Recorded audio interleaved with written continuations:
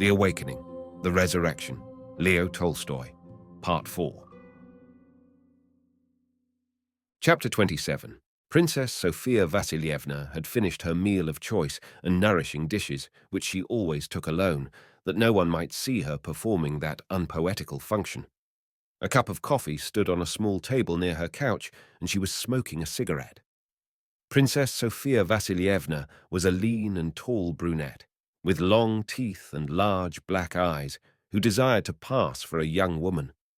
People were making unpleasant remarks about her relations with the doctor.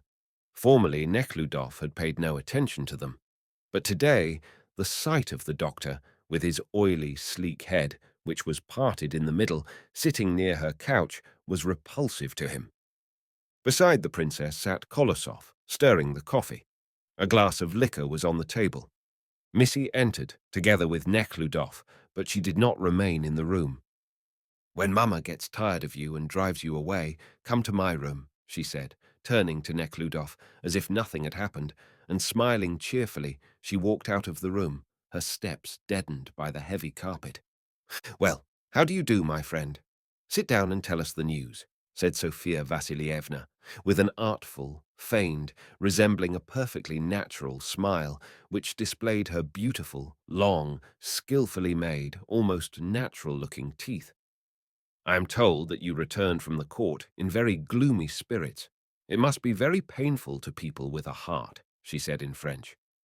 "Yes, that is true," said Nekhlyudov. "One often feels that he has no right to judge others." "Comme c'est vrai!" she exclaimed, as if struck by the truth of the remark, and, as usual, artfully flattering her friend.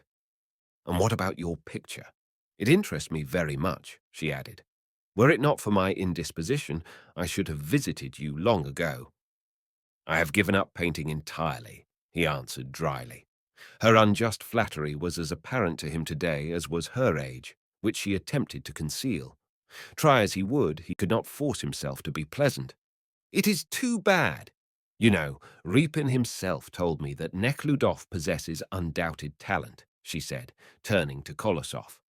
"What a shameless liar," Nekhlyudov thought, frowning. Seeing that Nekhlyudov was in ill humor and could not be drawn into pleasant and clear conversation, Sofia Vasilievna turned to Kolosov for his opinion of the new drama, with an air as if Kolosov's opinion would dispel all doubt, and every word of his was destined to become immortalized. Kolosov condemned the drama and took occasion to state his views on art. The correctness of his views seemed to impress her. She attempted to defend the author of the drama, but immediately yielded, or found a middle ground. Nekhlyudov looked and listened, and yet saw and heard but little. Listening now to Sofia Vasilievna, now to Kolosov, Nekhlyudov saw first that neither of them cared either for the drama or for each other, and that they were talking merely to satisfy a physiological craving to exercise, after dinner, the muscles of the tongue and throat. Secondly, he saw that Kolosov, who had drunk brandy, wine, and liquors, was somewhat tipsy, not as drunk as a drinking peasant, but like a man to whom wine drinking has become a habit. He did not reel, nor did he talk nonsense, but was in an abnormal, excited, and contented condition. Thirdly, Nekhlyudov saw that Princess Sofia Vasilievna, during the conversation, now and again anxiously glanced at the window, through which a slanting ray of the sun was creeping toward her, threatening to throw too much light on her aged face. "How true it is," she said of some remark of Kolosov, and pressed a button on the wall near the couch. At this moment, the doctor rose with as little ceremony as one of the family and walked out of the room. Sofia Vasilievna followed him with her eyes. "Please, Philip, let down that curtain," she said to the fine-looking servant who responded to the bell, her eyes pointing to the window. "Say what you will, but there is something mystical about him, and without mysticism there is no poetry," she said, with one black eye angrily following the movements of the servant who was lowering the curtain. "Mysticism without poetry is superstition, and poetry without mysticism is prose," she continued, smiling sadly, still keeping her eye on the servant who was smoothing down the curtain. "Not that curtain, Philip. The one at the large window," she said in a sad voice, evidently pitying herself for the efforts she was compelled to make to say these words, and to calm herself with her ring-bedecked hand. She lifted to her lips the fragrant, smoking cigarette. The broad-chested, muscular Philip bowed slightly, as if excusing himself, and submissively and silently stepped over to the next window, and carefully looking at the princess, so arranged the curtain that no stray ray should fall on her. It was again unsatisfactory, and again the exhausted princess was obliged to interrupt her conversation about mysticism and correct the unintelligent Philip, who was pitilessly tormenting her. For a moment, Philip's eyes flashed fire. "The devil knows what you want," he is probably saying to himself, Nekhlyudov thought as he watched this play. But the handsome, strong Philip concealed his impatience and calmly carried out the instructions of the enervated, weak, artificial Princess Sophia Vassilievna. "Of course, there is considerable truth in Darwin's theory," said the returning Kolosov, stretching himself on a low armchair and looking through sleepy eyes at the princess. "But he goes too far." "And do you believe in heredity?" she asked Nekhlyudov, oppressed by his silence. "In heredity?" repeated Nekhlyudov. "No, I do not," he said, being entirely absorbed at the moment by those strange forms which, for some reason, appeared to his imagination. Alongside of the strong, handsome Philip, whom he looked upon as a model, he imagined Kolosov, naked, his abdomen like a watermelon, bald-headed, and his arms hanging like two cords.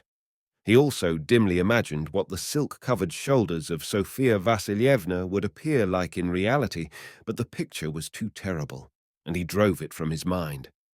Sophia Vassilievna scanned him from head to foot. "Missy is waiting for you," she said. "Go to her room. She wished to play for you a new composition by Schumann. It is very interesting."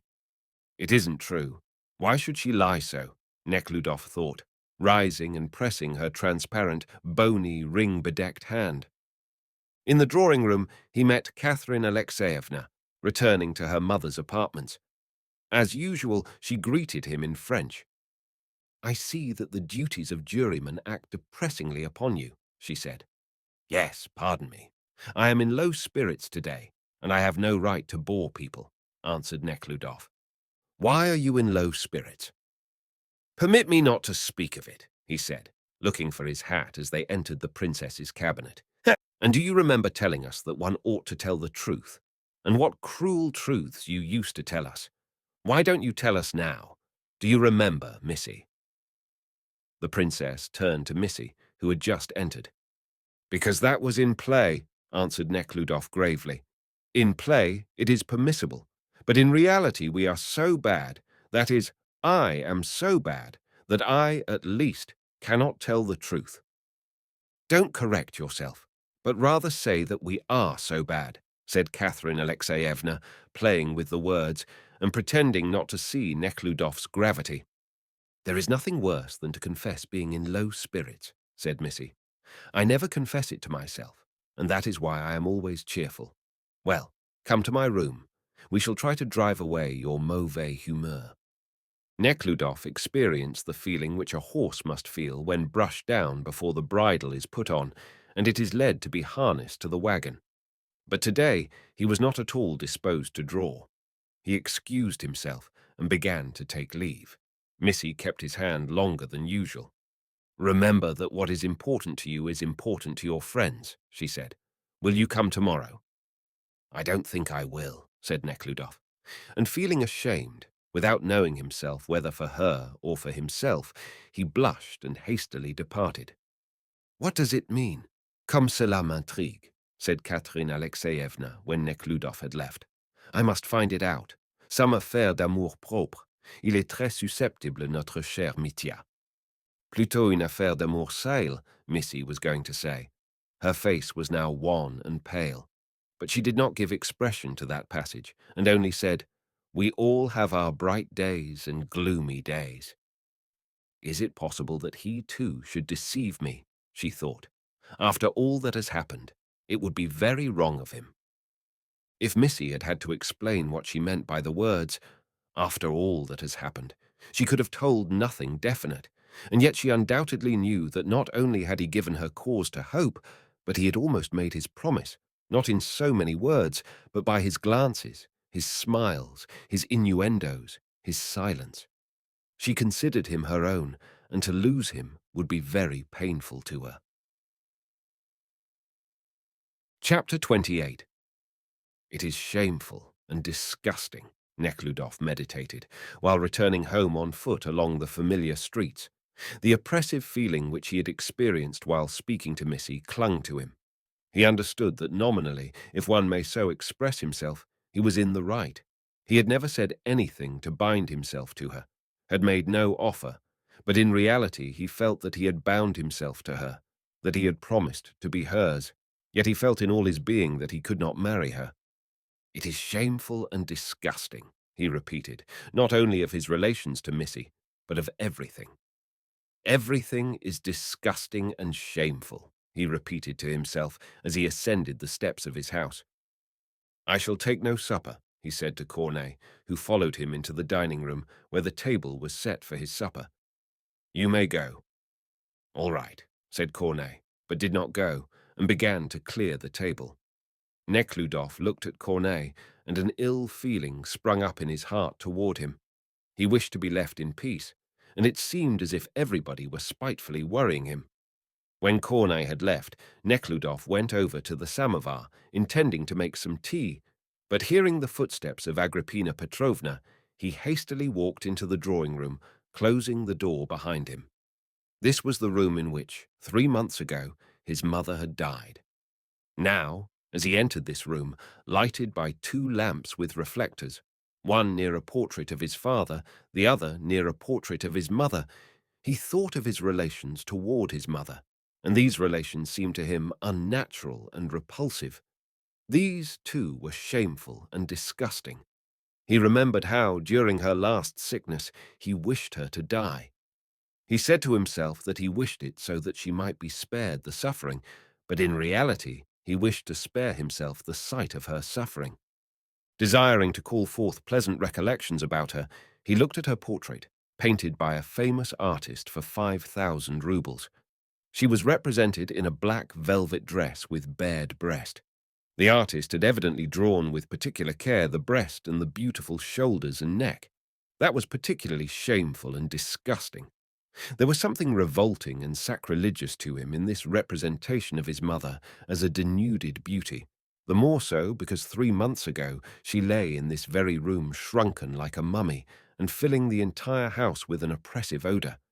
He thought he could smell the odor now. He remembered how, on the day before she died, she took his strong white hand into her own emaciated, discolored one, and looking into his eyes said, "Do not judge me, Mitya, if I have not done as I should," and her faded eyes filled with tears. "How disgusting!" he again repeated to himself, glancing at the half-nude woman with splendid marble shoulders and arms and a triumphant smile on her lips. The bared bosom of that portrait reminded him of another young woman whom he had seen dressed in a similar way a few days before. It was Missy, who had invited him to the house under some pretext in order to display before him her ball dress. He recalled with disgust her beautiful shoulders and arms, and her coarse, brutal father with his dark past, his cruelties, and her mother with her doubtful reputation. All this was disgusting and at the same time shameful. No, no, I must free myself from all these false relations with the Korchagins, with Maria Vassilievna, with the inheritance and all the rest, he thought. Yes, to breathe freely, to go abroad, to Rome, and continue to work on my picture. He remembered his doubts about his talent. Well, it is all the same. I will simply breathe freely. First, I will go to Constantinople, then to Rome, away from this jury duty. Yes, and to fix matters with the lawyer. And suddenly, before his imagination appeared with uncommon vividness the picture of the prisoner with the black, squinting eyes, and how she wept when the last words of the prisoners were spoken. He hastily crushed the cigarette he was smoking, lit another, and began pacing up and down the room. One after another, the scenes he had lived through with her rose up in his mind. He recalled their last meeting, the passion which seized him at the time, and the disappointment that followed. He recalled the white dress with the blue ribbon. He recalled the morning mass. Why, I loved her with a pure love that night. I loved her even before, and how I loved her when I first came to my aunt's and was writing my composition.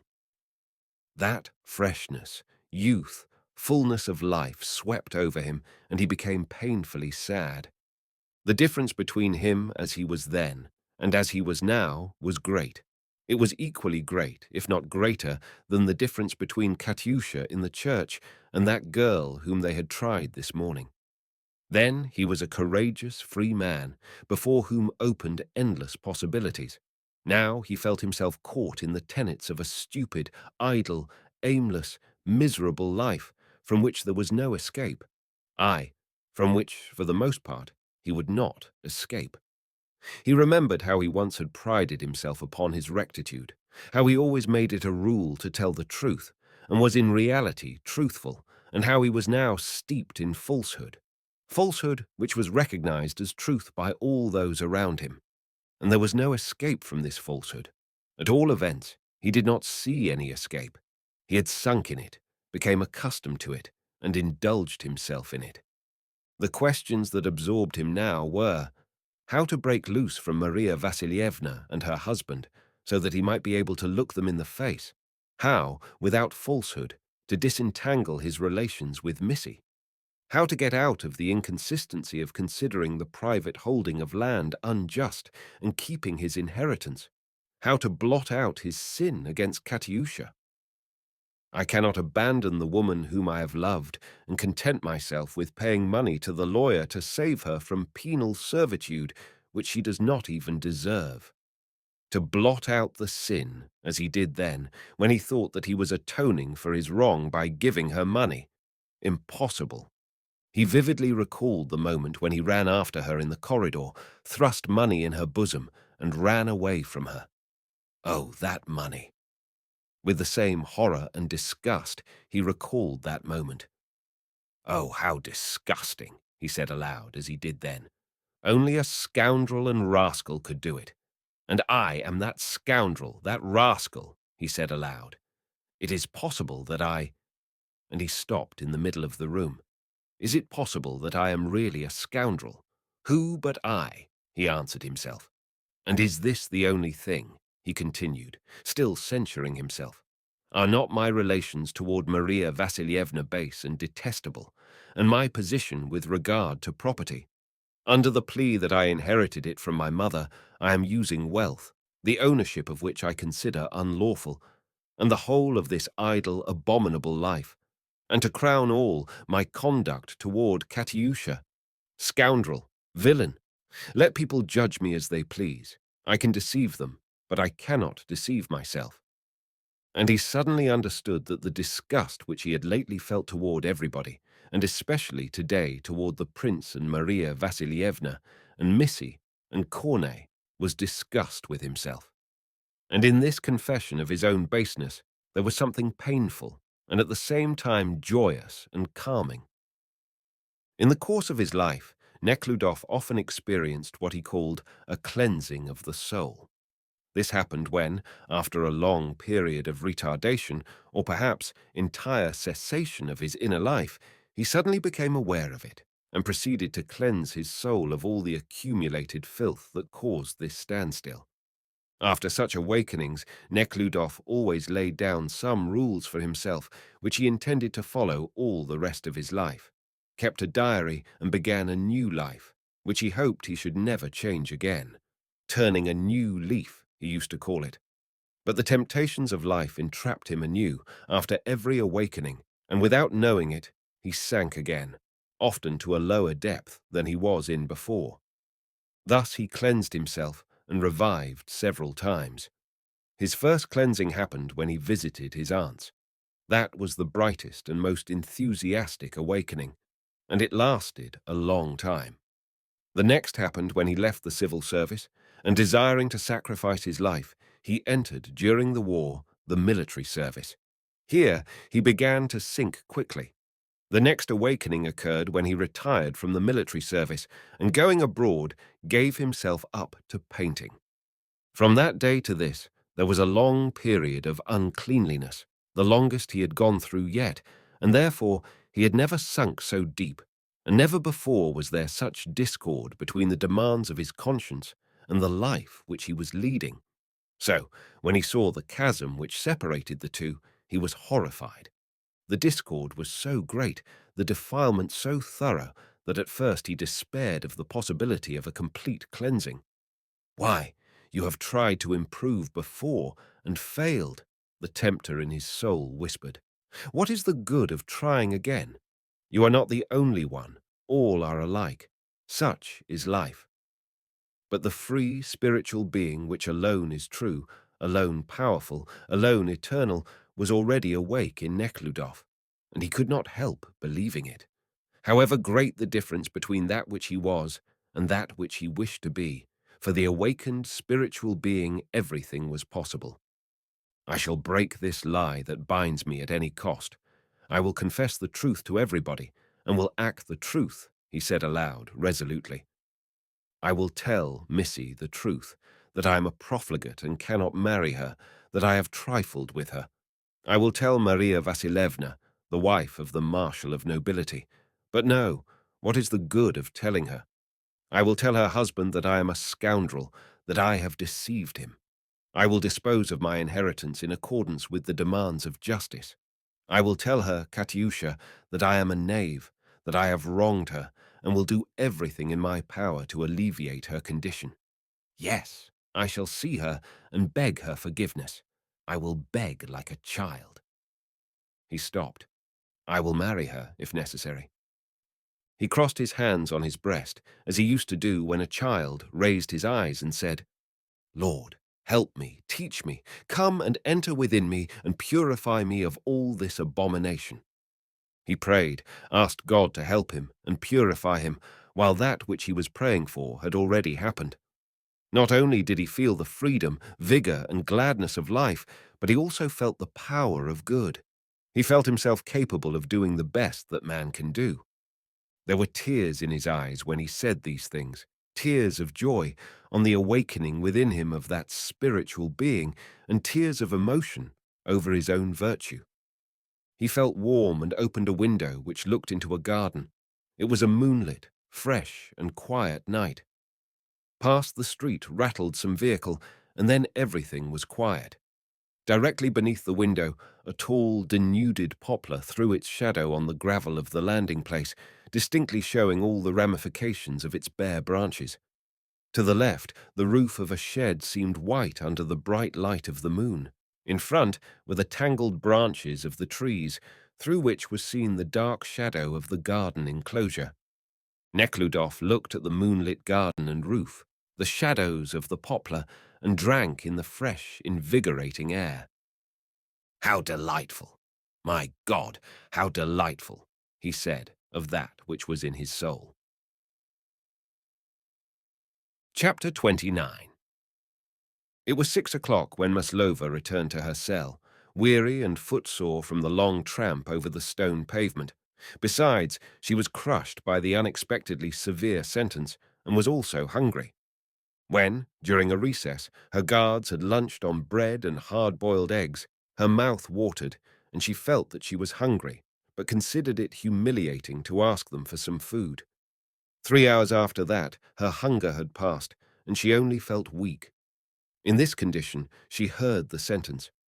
At first, she thought that she misunderstood it. She could not believe what she heard, and could not reconcile herself to the idea that she was a convict. But seeing the calm, serious faces of the judges and the jury, who received the verdict as something quite natural, she revolted and cried out that she was innocent. And when she saw also that her outcry, too, was taken as something natural and anticipated, and which could not alter the case, she began to weep. She felt that she must submit to the cruel injustice which was perpetrated on her. What surprised her most was that she should be so cruelly condemned by men. Not old men, but those same young men who looked at her so kindly. The prosecuting attorney was the only man whose glances were other than kind. While she was sitting in the prisoner's room, and during recesses, she saw these men passing by her and entering the room under various pretexts, but with the obvious intention of looking at her. And now these same men, for some reason, sentenced her to hard labor, although she was innocent of the crime. For some time she wept, then became calm, and in a condition of complete exhaustion she waited to be taken away. She desired but one thing now, a cigarette. She was in this frame of mind when Bochkova and Kartinkin were brought into the room. Bochkova immediately began to curse her. "You are innocent, aren't you? Why weren't you discharged, you vile thing?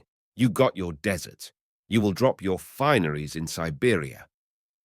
Maslova sat with lowered head, her hands folded in the sleeves of her coat, and gazed on the smoothly trampled ground.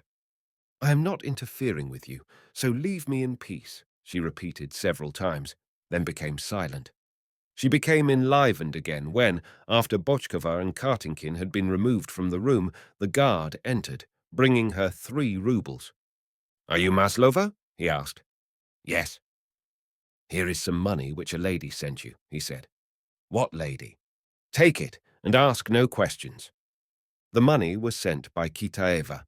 When leaving the court, she asked the usher if she could send some money to Maslova, and receiving an affirmative answer, she removed a chamois glove, and from the back folds of her silk dress produced a stylish pocketbook, and counted out the money into the hands of the usher, who in her presence handed it to the guard.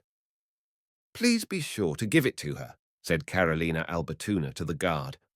The guard was offended by this distrust shown to him, which was the cause of his speaking angrily to Maslova.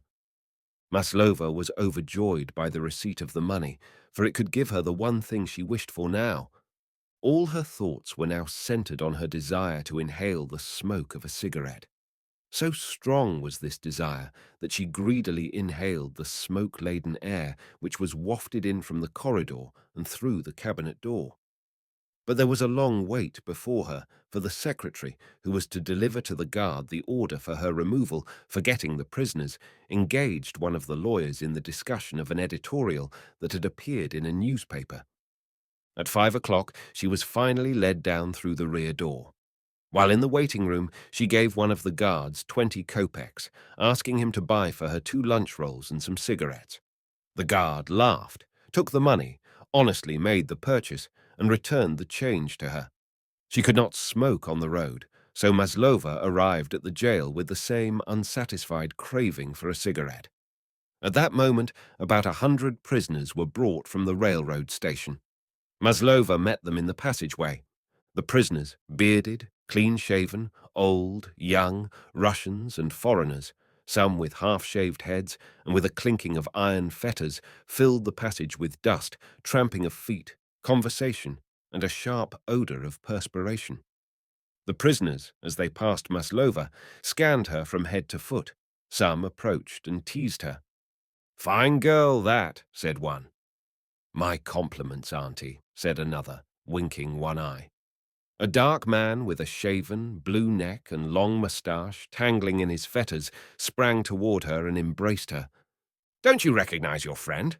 Come, don't put on such style," he exclaimed, grinning as she pushed him away. "What are you doing, you rascal?" shouted the officer in charge of the prisoners. The prisoner hastily hid himself in the crowd. The officer fell upon Maslova. "What are you doing here?" Maslova was going to say that she had been brought from the court, but she was very tired and too lazy to speak. "She is just from the court, sir," said one of the guards, elbowing his way through the passing crowd and raising his hand to his cap. "Then take her to the warden. What indecencies!" "Very well, sir." "Sokolov, take her away," shouted the officer. Sokolov came and angrily pushed Maslova by the shoulder, and motioning to her to follow him, he led her into the woman's corridor. There she was thoroughly searched, and as nothing was found upon her, the box of cigarettes was hidden in the lunch roll, she was admitted into the same cell from which she had emerged in the morning. Chapter 30. The cell in which Maslova was confined was an oblong room, 20 feet by 15. The calsomening of the walls was peeled off, and the dry boards of the cots occupied 2/3 of the space. In the middle of the room, opposite the door, was a dark iron, with a wax candle stuck on it and a dusty bouquet of immortelle hanging under it. To the left, behind the door, on a darkened spot of the floor, stood an ill-smelling vat. The women had been locked up for the night. There were 15 inmates of this cell, 12 women and 3 children. It was not dark yet, and only 2 women lay in their cots. One, a foolish little woman, she was constantly crying, who had been arrested because she had no written evidence of her identity, had her head covered with her coat. The other, a consumptive, was serving a sentence for theft. She was not sleeping, but lay, her coat under her head, with wide open eyes, and with difficulty retaining in her throat the tickling, gurgling phlegm so as not to cough. The other women were with bare heads and skirts of coarse linen. Some sat on their cots sewing, others stood at the window gazing on the passing prisoners. Of the 3 women who were sewing, one, Korobleva, was the one who had given Maslova the instructions when the latter left the cell. She was a tall, strong woman with a frowning, gloomy face, all wrinkled, a bag of skin hanging under her chin, a short braid of light hair, turning grey at the temples, and a hairy wart on her cheek. This old woman was sentenced to penal servitude for killing her husband with an axe. The killing was committed because he annoyed her daughter with improper advances. She was the overseer of the cell and also sold wine to the inmates. She was sewing with eyeglasses and held the needle, after the fashion of the peasants, with 3 fingers, the sharp point turned toward her breast. Beside her, also sewing, sat a little woman, good-natured and talkative, dark, snub-nosed, and with little black eyes. She was the watchwoman at a flag station and was sentenced to 3 months' imprisonment for negligently causing an accident on the railroad. The third of the women who were occupied with sewing was Theodosia, called Fenichka by her fellow prisoners, of light complexion and with rosy cheeks, young, lovely, with bright, childish blue eyes and 2 long flaxen braids rolled up on her small head. She was imprisoned for attempting to poison her husband. She was 16 years old when she was married, and she made the attempt immediately after her marriage. During the 8 months that she was out on bail, she not only became reconciled to her husband, but became so fond of him that the court officers found them living in perfect harmony. In spite of all the efforts of her husband, her father-in-law, and especially her mother-in-law, who had grown very fond of her, to obtain her discharge, she was sentenced to hard labor in Siberia. The kind, cheerful, and smiling Theodosia, whose cot was next to Maslova's, not only took a liking to her, but considered it her duty to help her in every possible way. 2 other women were sitting idly on their cots. One of about 40 years, who seemed to have been pretty in her youth, but was now pale and slim, was feeding a child with her long, white breast. Her crime consisted in that, when the people of the village she belonged to attempted to stop a recruiting officer who had drafted, illegally as they thought, her nephew, she was the first to take hold of the bridle of his horse. There was another little, white-haired, wrinkled woman, good-natured and hunchbacked, who sat near the oven and pretended to be catching a 4-year-old, short-haired and stout boy, who in a short little shirt was running past her, laughing and repeating, "You can't touch me." This old woman, who with her son was charged with incendiarism, bore her confinement good-naturedly, grieving only over her son, who was also in jail.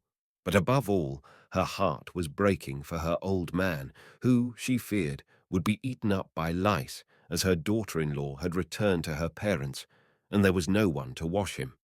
Besides these 7 women, there were 4 others who stood near the open windows, their hands resting on the iron gratings and conversing by signs and shouts with the prisoners whom Maslova had met in the passageway. One of these, who was serving a sentence for theft, was a flabby, large, heavy, red-haired woman with white-yellow freckles over her face and a stout neck, which was exposed by the open waist collar. In a hoarse voice, she shouted indecent words through the window. Beside her stood a woman of the size of a 10-year-old girl, very dark, with a long back and very short legs. Her face was red and blotched, her black eyes wide open, and her short, thick lips failed to hide her white, protruding teeth. She laughed in shrill tones at the antics of the prisoners. This prisoner, who was nicknamed Miss Dandy because of her stylishness, was under indictment for theft and incendiarism. Behind them, in a very dirty grey shirt, stood a wretched-looking woman, big with child, who was charged with concealing stolen property. This woman was silent, but she approvingly smiled at the actions of the prisoners without. The fourth of the women who stood at the window and was undergoing sentence for illicit trading in spirits was a squat little country woman with bulging eyes and kindly face. She was the mother of the boy who was playing with the old woman and of another 7-year-old girl, both of whom were in jail with her because they had no one else to take care of them. Knitting a stocking, she was looking through the window and disapprovingly frowned and closed her eyes at the language used by the passing prisoners. The girl who stood near the red-haired woman, with only a shirt on her back and clinging with one hand to the woman's skirt, attentively listened to the abusive words the men were exchanging with the women and repeated them in a whisper, as if committing them to memory. The 12th was the daughter of a church clerk and chanter who had drowned her child in a well. She was a tall and stately girl, with large eyes and tangled hair sticking out of her short, thick, flaxen braid. She paid no attention to what was going on around her, but paced, barefooted, and in a dirty grey shirt, over the floor of the cell, making sharp and quick turns when she reached the wall. Chapter 31. When with a rattling of chains the cell door was unlocked and Maslova admitted, all eyes were turned toward her. Even the chanter's daughter stopped for a moment and looked at her with raised eyebrows, but immediately resumed walking with long, resolute strides. Korobleva stuck her needle into the sack she was sewing and gazed inquiringly through her glasses at Maslova.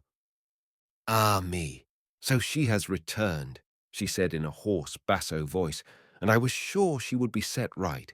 She must have got it." She removed her glasses and placed them with her sewing beside her. "I have been talking with Auntie, dear, and we thought that they might discharge you at once. They say it happens, and they sometimes give you money if you strike the right time," the watchwoman started in a singing voice. "What ill luck! It seems we were wrong. God has his own way, dear," she went on in her caressing and melodious voice. "It is possible that they convicted you?" asked Theodosia with gentle compassion, looking at Maslova with her childish light blue eyes, and her cheerful young face changed, and she seemed to be ready to cry. Maslova made no answer, but silently went to her place next to Korobleva's and sat down. "You have probably not eaten anything," said Theodosia, rising and going over to Maslova. Again Maslova did not answer, but placed the 2 lunch rolls at the head of the cot and began to undress. She took off the dusty coat and the kerchief from her curling black hair and sat down. The hunchbacked old woman also came and stopped in front of Maslova, compassionately shaking her head. The boy came behind the old woman, and with a protruding corner of the upper lip and wide-open eyes, gazed on the rolls brought by Maslova. Seeing all these compassionate faces after what had happened, Maslova almost cried, and her lips began to twitch. She tried to and did restrain herself until the old woman and the child approached. When, however, she heard the kind, compassionate exclamation of pity from the old woman, and especially when her eyes met the serious eyes of the boy who looked now at her, now at the rolls, she could restrain herself no longer. Her whole face began to twitch, and she burst into sobs. "I told her to take a good lawyer," said Korobleva. "Well, to Siberia?" she asked. Maslova wished to answer but could not, and crying, she produced from the roll the box of cigarettes on which a picture of a red lady with a high chignon and triangle-shaped, low-cut neck was printed, and gave it to Korobleva. The latter looked at the picture, disapprovingly shook her head, chiefly because Maslova spent money so foolishly, and lighting a cigarette over the lamp, inhaled the smoke several times, then thrust it at Maslova. Maslova, without ceasing to cry, eagerly began to inhale the smoke. "Penal servitude," she murmured, sobbing. "They have no fear of God, these cursed bloodsuckers," said Korobleva. "They have condemned an innocent girl." At this moment there was a loud outburst of laughter among those standing near the window. The delicate laughter of the little girl mingled with the hoarse and shrill laughter of the women. This merriment was caused by some act of a prisoner without. "Oh, the scoundrel! See what he is doing," said the red-headed woman, pressing her face against the grating, her whole massive frame shaking. "What is that drum-hide shouting about?" said Korobleva, shaking her head at the red-haired woman, and then again turning to Maslova. "How many years?" "4," said Maslova, and the flow of her tears was so copious that one of them fell on the cigarette. She angrily crushed it, threw it away, and took another. The watchwoman, although she was no smoker, immediately picked up the cigarette end and began to straighten it, talking at the same time. "As I said to Matveyevna, dear," she said, "it is ill luck. They do what they please, and we thought they would discharge you. Matveyevna said you would be discharged, and I said that you would not, I said. My heart tells me, I said, that they will condemn her." And so it happened, she went on, evidently listening to the sounds of her own voice with particular pleasure. The prisoners had now passed through the courtyard, and the 4 women left the window and approached Maslova. The large-eyed, illicit seller of spirits was the first to speak. "Well, is the sentence very severe?" she asked, seating herself near Maslova and continuing to knit her stocking. "It is severe because she has no money. If she had money to hire a good lawyer, I'm sure they would not have held her," said Korobleva. "That lawyer, what's his name? That clumsy, big-nosed one can, my dear madam, lead one out of the water dry. That's the man you should take." "To hire him," grinned Miss Dandy. "Why, he would not look at you for less than 1,000 roubles." "It seems to be your fate," said the old woman, who was charged with incendiarism. "I should say he is severe. He drove my boy's wife from her, put him in jail, and me too, in my old age." For the 100th time she began to repeat her story. "Prison and poverty are our lot. If it is not prison, it is poverty." "Yes, it is always the same with them," said the woman moonshiner, and closely inspecting the girl's head, she put her stocking aside, drew the girl over between her overhanging legs, and with dexterous fingers began to search in her head. "Why do you deal in wine? But I have to feed my children," she said, continuing her search. These words reminded Maslova of wine. "Oh, for a drop of wine," she said to Korobleva, wiping her tears with the sleeve of her shirt and sobbing from time to time. "Some booze? Why, of course," said Korobleva. Chapter 32. Maslova produced the money from one of the lunch rolls and gave it to Korobleva, who climbed up to the draught hole of the oven for a flask of wine she had hidden there. Seeing which, those women who were not her immediate neighbors went to their places. Meantime, Maslova shook the dust from her kerchief and coat, climbed up on her cot, and began to eat a roll. "I saved some tea for you, but I fear it is cold," said Theodosia, bringing down from a shelf a pot wrapped in a rag and a tin cup. The beverage was perfectly cold and tasted more of tin than of tea, but Maslova poured out a cupful and began to drink. "Here, Finashka!" she called, and breaking a piece from the roll, thrust it toward the boy, who gazed at her open-mouthed. Korobleva, meanwhile, brought the flask of wine. Maslova offered some to Korobleva and Miss Dandy. These 3 prisoners constituted the aristocracy of the cell because they had money and divided among themselves what they had. In a few minutes, Maslova became brighter and energetically began to relate what had transpired at the court, mockingly imitating the prosecutor and rehearsing such parts as had appealed to her most. She was particularly impressed by the fact that the men paid considerable attention to her wherever she went. In the courtroom, everyone looked at her, she said, and for that purpose constantly came into the prisoner's room. Even the guard said, "It is to look at you that they come here." Someone would come and ask for some document or something, but I saw that it was not for the document that he came. He would devour me with his eyes, she said, smiling and shaking her head as if perplexed. They are good ones.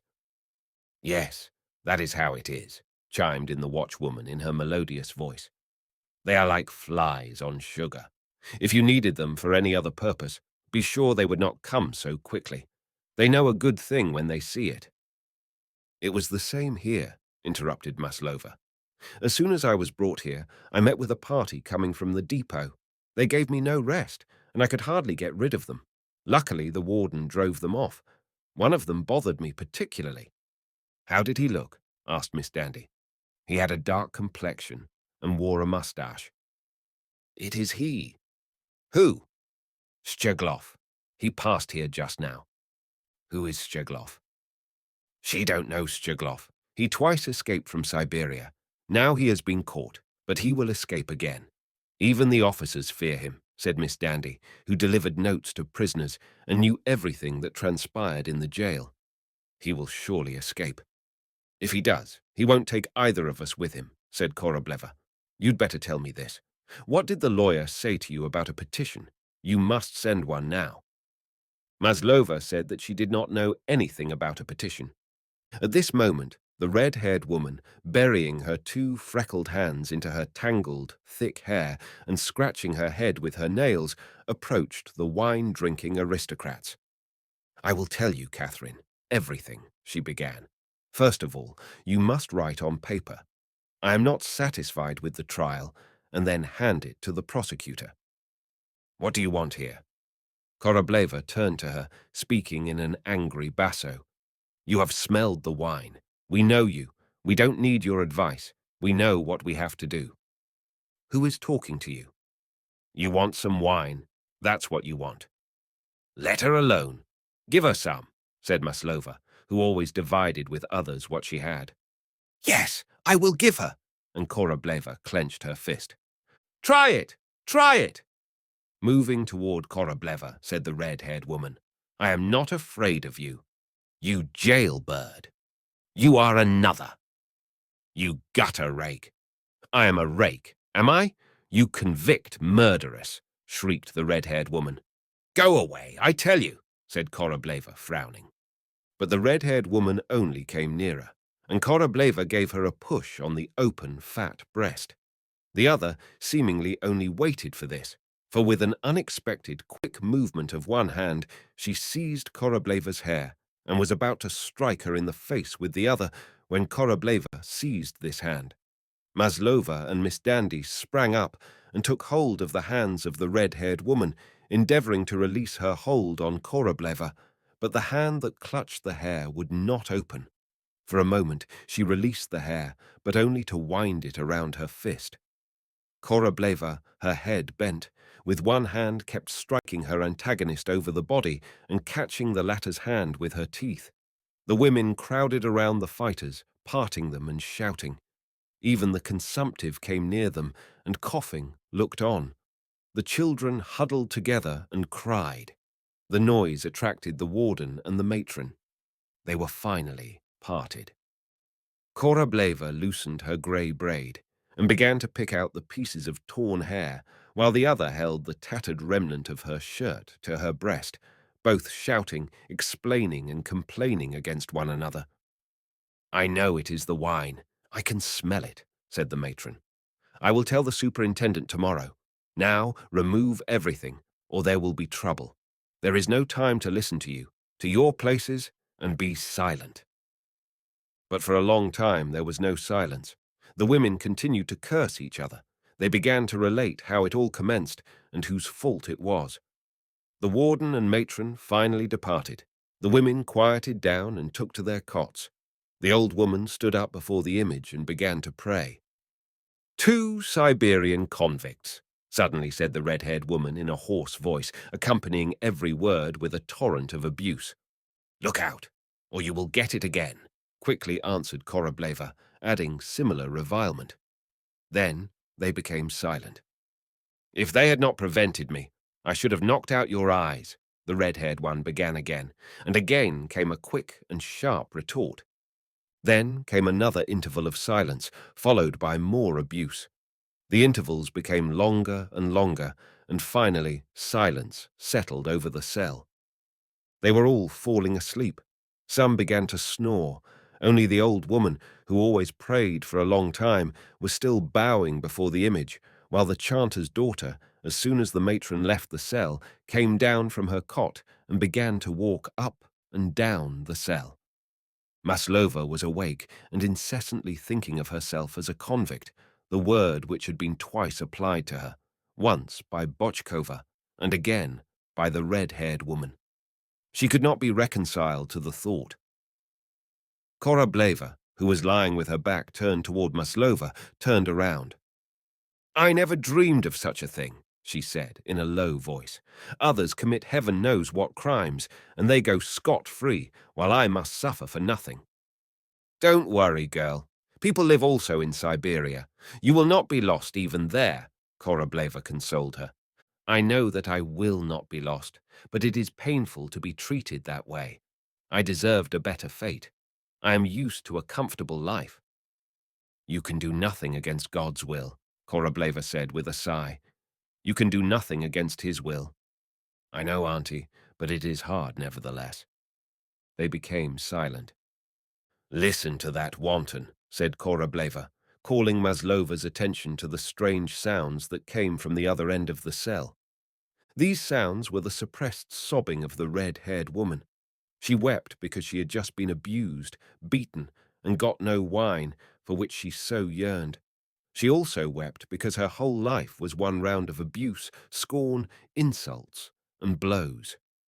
She meant to draw some consolation from the recollection of her first love for the factory hand, Fedka Molodenkov, but recalling this first love, she also recalled the manner of its ending. The end of it was that this Molodenkov, while in his cups, by way of jest, smeared her face with vitriol, and afterward laughed with his comrades as he watched her writhing in pain. She remembered this, and she pitied herself, and thinking that no one heard her, she began to weep, and wept like a child, moaning, snuffling, and swallowing salty tears.